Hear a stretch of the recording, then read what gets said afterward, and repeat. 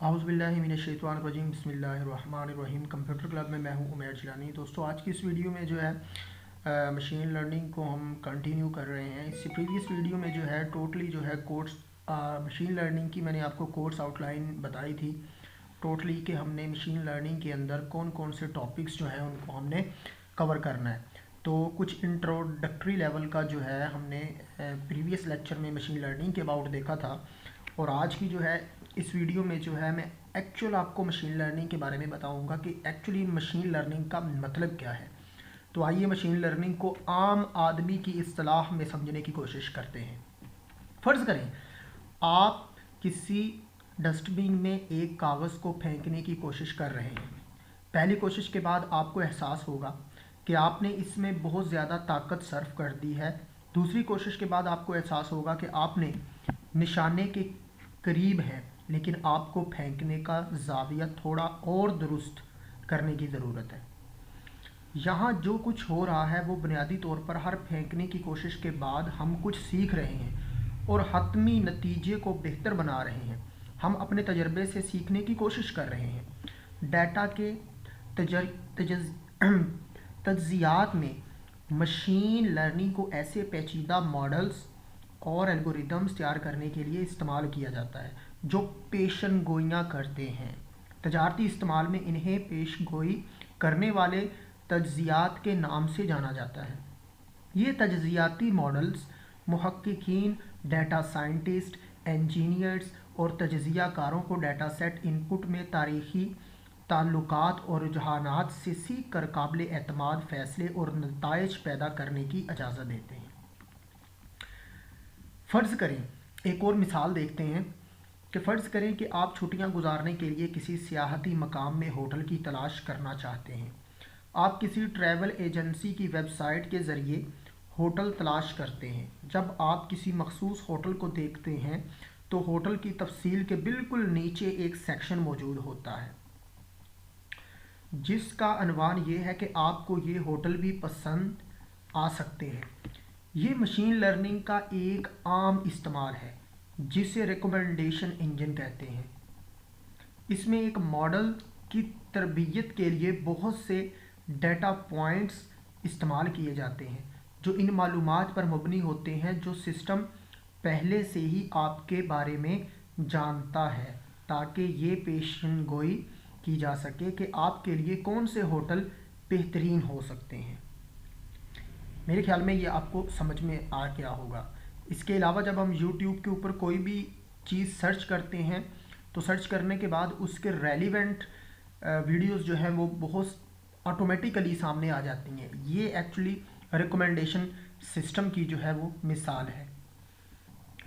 तो आप यहाँ पे देख सकते हैं कि इससे प्रीवियस जो है मैंने कुछ न्यू मौलाना साकिब रिजवी रज़ा मुस्तफ़ाई साहब के कुछ बयान एक मैंने सर्च किया था, तो उससे रेलिवेंट ये देखिए बयान यहाँ पे उन्होंने रिकमेंड कर दिया मुझे। ठीक है, इसी तरह जो है मैंने इससे पहले कंप्यूटर फोरेंसिक और मशीन लर्निंग के बारे में मैंने सर्च किया था, तो यहाँ पे आप देख सकते हैं ऑटोमेटिकली यहाँ पे एक वीडियो आई हुई है। और इसके अलावा मैं नात आज़म कादरी की और ये भी मैंने सर्च की थी, तो देखिए ऑटोमेटिकली यहाँ पे ये रिकमेंड हो गई मुझे। और इसी तरह क्रिकेट जो है वो उसके अबाउट मैंने देखा था, तो वो भी ऑटोमेटिकली यहाँ पे सर्च आ गई। और जियो न्यूज़ जो है उसको मैंने लाइव चलाता हूँ तो उससे रेलिवेंट जो है ये देखें यहाँ पे ये मुझे मुख्तलिफ न्यूज़ चैनल जो है वो रिकमेंड कर दिए गए हैं। तो दोस्तों, कहने का मतलब ये है कि ये सारी के सारा मशीन लर्निंग की बदौलत है। इसके अलावा अगर आप चाहते हैं कि आपका प्रोग्राम किसी मसरूफ़ चौराहे पर ट्रैफिक पैटर्न की पेशन गोई करे, तो आप माजी के ट्रैफिक पैटर्न की बुनियाद पर मशीन लर्निंग एल्गोरिदम के ज़रिए इसकी पेशन गोई कर सकते हैं। अगर मशीन ने कामयाबी से सीखा हो तो ये मुस्तकबिल के ट्रैफिक पैटर्न्स की बेहतर अंदाज में पेशन गोई करेगा। मशीन लर्निंग एल्गोरिदम्स कंप्यूटर को डाटा से सीखने और बग़ैर किसी प्रोग्राम के खुद को बेहतर बनाने का अहल बनाते हैं। मशीन लर्निंग एल्गोरिदम्स का एक ग्रोह है।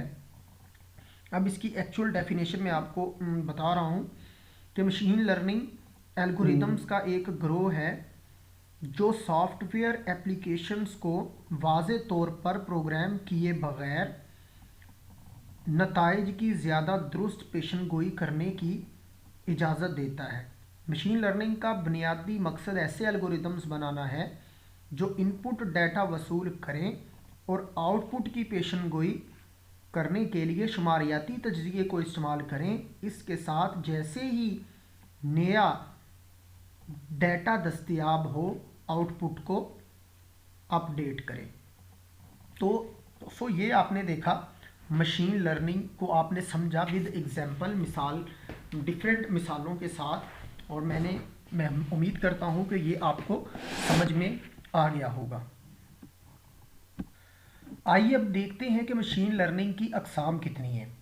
तो ये देखें, आपको सामने नज़र आ रही है कि मशीन लर्निंग की जो है बुनियादी 3 अक़साम है। तो पहली जो किस्म है वो है सुपरवाइज्ड लर्निंग, यानी कि सुपरवाइज्ड लर्निंग, ये किस्म है मशीन लर्निंग की। दूसरी है अनसुपरवाइज्ड, और तीसरी जो है वो है सेमी सुपरवाइज्ड। अब इन तीनों को जो है बारी बारी ब्रीफली देखते हैं। अच्छा, तो सबसे पहले जो है हम देखते हैं ये सुपरवाइज्ड मशीन लर्निंग जो है एक्चुअली ये क्या होती है। तो भी आपको ये मैं मिसाल के साथ समझाता हूँ। सुपरवाइज्ड लर्निंग में कंप्यूटर को ऐसी इनपुट्स फराहम की जाती हैं जिन पर इनकी मतलूबा आउटपुट्स के लेवल मौजूद होते हैं। इस तरीक़ाकार का मकसद ये है कि एल्गोरिदम असल आउटपुट का मुवाजना हासिल की गई आउटपुट के से करके गलतियों की निशानदही करने के काबिल हो जाए और इसी के मुताबिक मॉडल में तरमीम करे। सुपरवाइज लर्निंग अनलेबल्ड डाटा पर लेबल्स की पेशन गोई करने के लिए नमूनों का इस्तेमाल करती है। ओके, अब मिसाल के तौर पर सुपरवाइज लर्निंग में एल्गोरिदम को शार्क की तस्वीर के साथ डाटा दिया जाता है। जैसे मछली के तौर पर लेबल किया जाता है, और समंदर की तस्वीर को पानी के तौर पर लेबल किया जाता है। इस डाटा पर तरबियत हासिल करके सुपरवाइज लर्निंग एल्गोरिदम को बाद में अनलेबल्ड शार्क की तस्वीर को मछली के तौर पर और अनलेबल्ड समंदर की तस्वीर को पानी के तौर पर निशानदही करने के काबिल होना चाहिए। सुपरवाइज्ड लर्निंग का एक आम इस्तेमाल तारीखी अदादो शुमार को मुस्तकबिल के वाक़यात की पेशन गोई के लिए इस्तेमाल करता है। ये स्टॉक मार्केट की तारीखी मालूमात का इस्तेमाल करके आइंदा उतार चढ़ाव की पेशन गोई कर सकता है, या स्पैम ईमेल्स को फ़िल्टर करने के लिए इस्तेमाल किया जाता है। एक आप ये बहुत ही कॉमन सुपरवाइज लर्निंग की मिसाल देख सकते हैं कि यहाँ पे देखें, ये लेबल डेटा है और ये इसके लेबल्स हैं डाटा के। ये सारा डाटा पड़ा हुआ है और ये इसके लेबल्स हैं, यानी कि देखें इसके अंदर शेप्स हैं, हेक्सागोन है, और इसके अलावा ट्राइएंगल्स हैं और स्क्वायर्स हैं। ये सारा डाटा पड़ा हुआ है और ये इसके लेबल्स यहाँ पे मशीन को, मॉडल को बता दिए गए हैं कि ये जो हेक्सागोन होगा, ये शेप जो है ये हेक्सागोन की होगी, ये ट्राइएंगल और ये स्क्वायर, ये यहाँ पे मॉडल को बता दिया गया है, मॉडल को ट्रेन कर दिया गया है। ठीक है, अब जब मशीन को इसमें से कोई भी शेप दी जाएगी तो यहाँ पे ये प्रिडिक्ट करेगा, इसके अंदर जो भी एल्गोरिदम्स होगा वो क्या करेगा, इनमें से डिसाइड करेगा कि कौन सी शेप है इसमें से, यानी कि प्रिडिक्ट करके बताएगा। फॉर एग्जांपल अगर यहाँ से कोई ये वाली स्क्वायर देंगे तो यहाँ पे मशीन प्रिडिक्ट करके यहाँ पे स्क्वायर जनरेट करके दे देगी। अगर यहाँ पे रेक्टेंगल देगी, क्योंकि मशीन को ऑलरेडी, मॉडल को जो है ना ऑलरेडी वो पता है कि किस शेप का क्या लेबल है, तो फिर उसी को मतलब कि डाटा सेट को यूज़ करते हुए वो प्रिडिक्ट करके बता देगी कि ये कौन सी शेप है। तो आप देख सकते हैं कि सुपरवाइज लर्निंग में जो है उसका डाटे के साथ साथ उसके लेबल्स भी यहाँ पे दिए हुए हैं, ये देखिए लेबल्स भी दिए हुए हैं। तो ये है सुपरवाइज्ड मशीन लर्निंग। फिर उसके बाद जो है इसकी देखते हैं एग्जाम सुपरवाइज्ड लर्निंग की टाइप्स कितनी हैं। तो सुपरवाइज्ड लर्निंग की अक़साम 2 है। नंबर 1 क्लासिफिकेशन और दूसरी रेग्रेशन। सबसे पहले इसका जो है ब्रीफली इंट्रोडक्शन है इन दोनों टाइप्स का, जस्ट आपको जनरल कॉन्सेप्ट यानी कि आपको डेफिनेशन ही बताऊंगा, फिर इसको बाद में डिटेल में देखेंगे।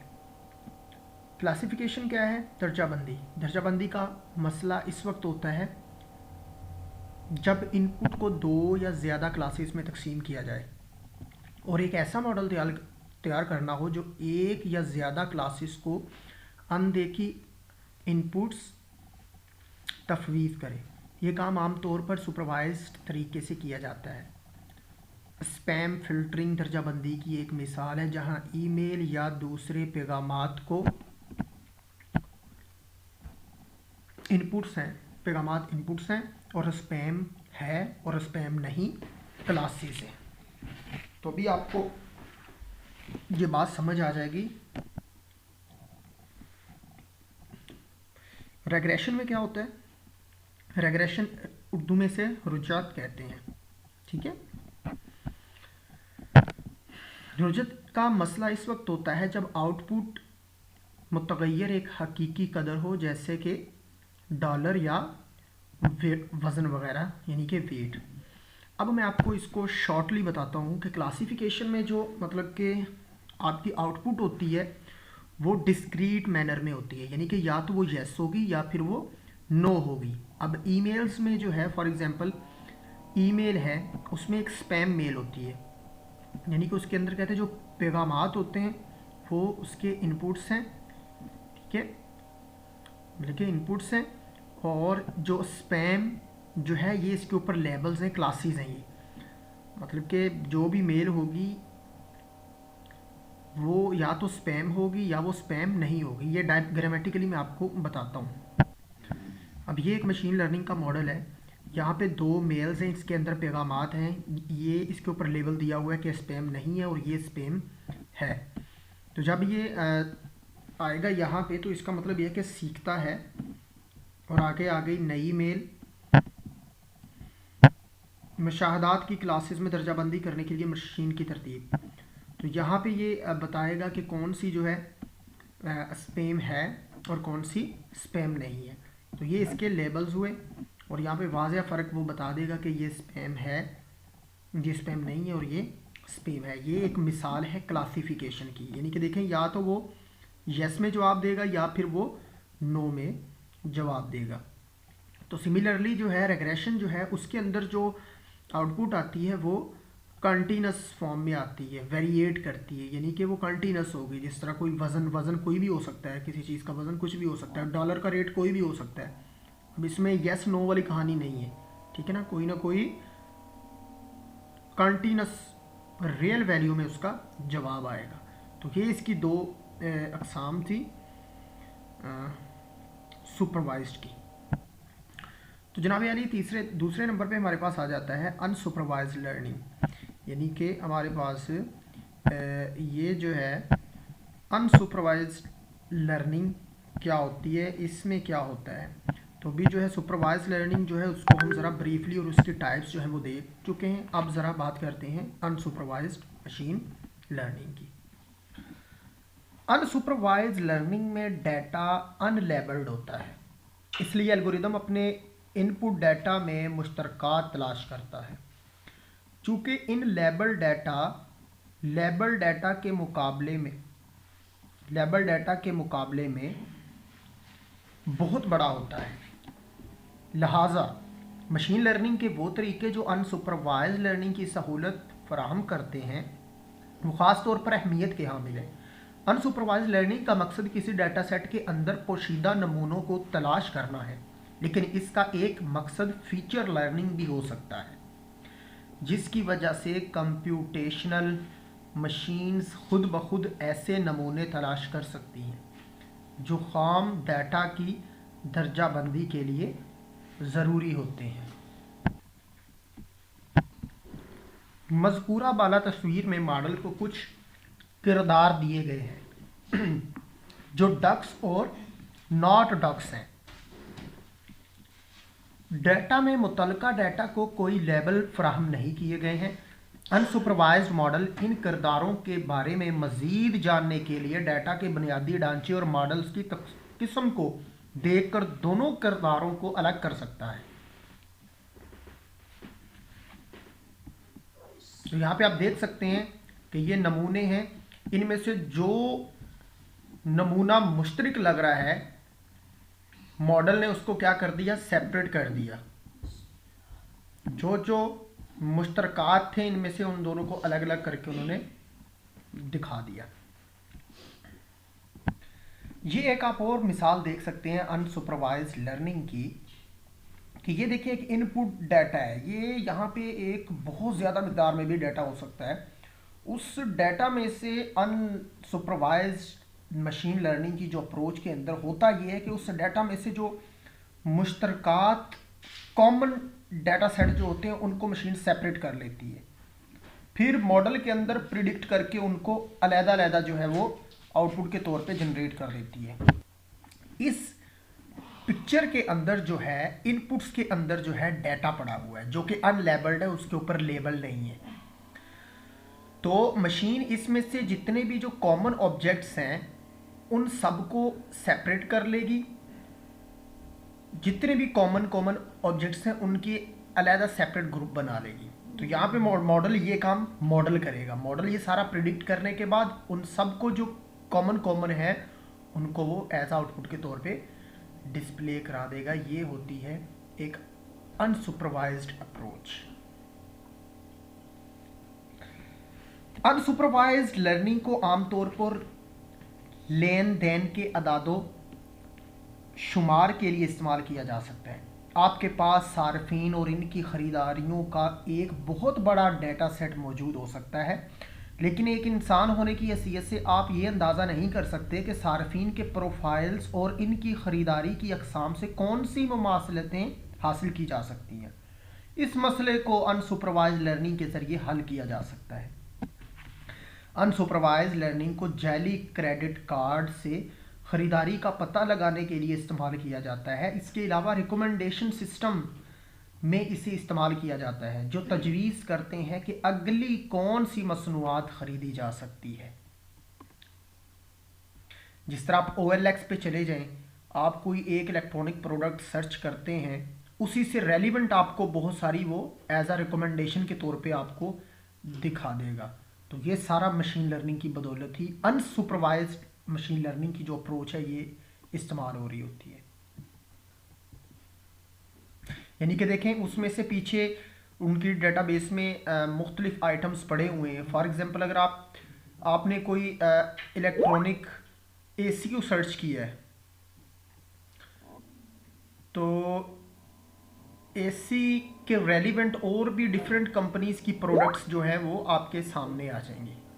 तो ये एक अनसुपरवाइज्ड अप्रोच है।